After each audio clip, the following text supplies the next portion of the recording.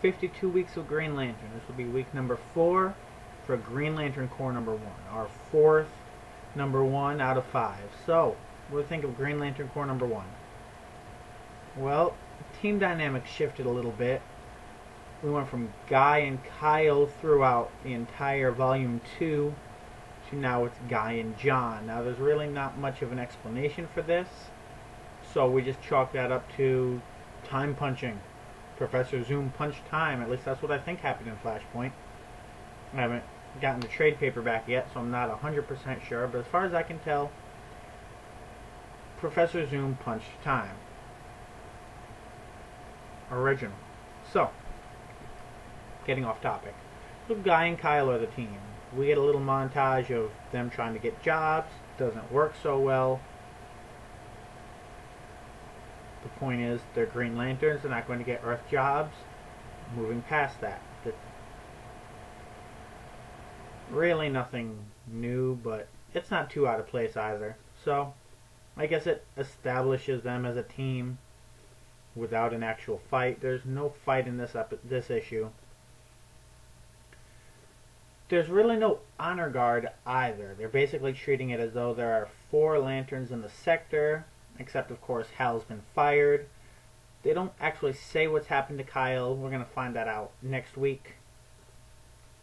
But Kyle is not with Guy and John.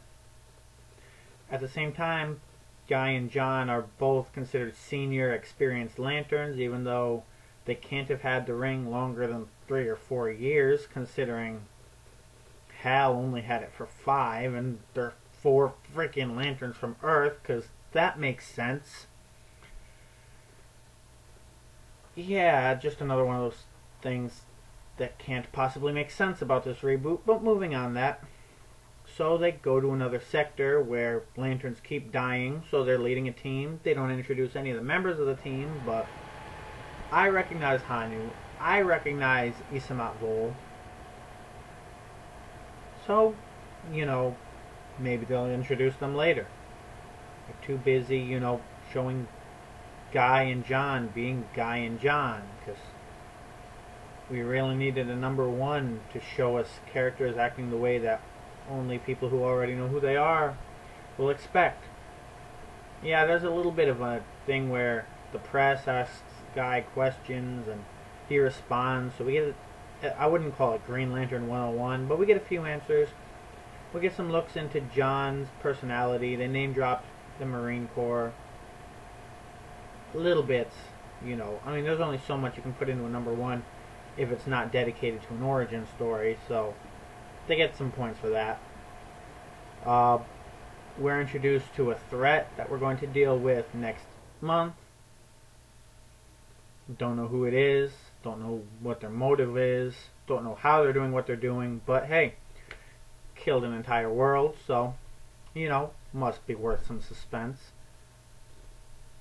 What do I think of the issue? Well, it didn't tick me off like Justice League number 1 or Green Lantern number 1.